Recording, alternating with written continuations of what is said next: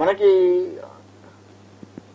మనస్సులో అనేక రకాల భయాందోళనలు ఉంటాయి. కాబట్టి అది చిన్నప్పటి నుంచే మనం పిల్లగాళ్ళకు నేర్పుతూ ఉంటే ఇంకా బాగుంటుంది. దానికి తోడుగా మనము ఆ స్టేజ్ ఫియర్ పోవాలి అంటే వినాయకుడు చక్కటి పరిష్కారాన్ని ఇస్తాడు. వినాయకుడు ఆయన గనక ప్రతిరోజు మనం ఏమీ చేయక్కర్లేదు, వినాయకుడికి ప్రదక్షిణ నమస్కారాలు చేసుకొని గరిక ఆయన పాదాల దగ్గర పెడుతూ ఉంటే చాలు. ఆయనకు బుధవారం అంటే ఇష్టం, ఆ విధంగా బుధవారం చెయ్యండి.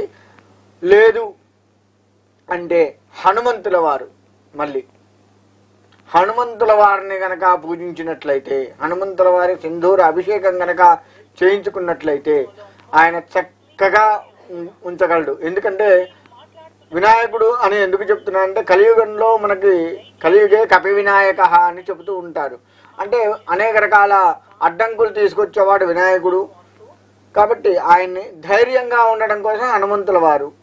ఎందుకు ధైర్యంగా అంటే లంకలోకి వెళ్ళినప్పుడు ఆయన ఒకే రకమైన ధైర్యంతో వెళ్ళాడు, అమ్మవారిని చూశారు, వచ్చారు. అదే రకమైన ధైర్యాన్ని హనుమంతుడు ఇవ్వగలడు. కాబట్టి హనుమంతుడికి సింధూరాది అభిషేకములు, అర్చనలు ఇటువంటి తప్పకుండా మనకి ధైర్యాన్ని ఇచ్చి ఒక అడుగు ముందుకు తీసుకెళ్ళడానికి ఆస్కారం ఉంటుంది. హనుమంతుల వారు ఇంకా చాలా చాలా చేస్తూ ఉంటారు. ఆయన ఎట్లా మాట్లాడాలో చూపించిన వాడు హనుమంతుడే. కాబట్టి ఆయన కనుక పూజిస్తే తప్పకుండా బాగుంటుంది. చక్కగా చెప్పారు గురుగారు. మరి కాలర్ రెడీగా ఉన్నారు మాట్లాడడానికి. హలో హలో, నమస్కారం అండి, ఎవరు మాట్లాడుతున్నారు?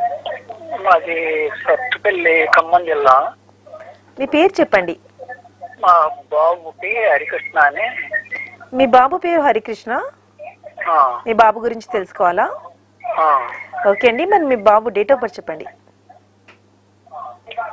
1994.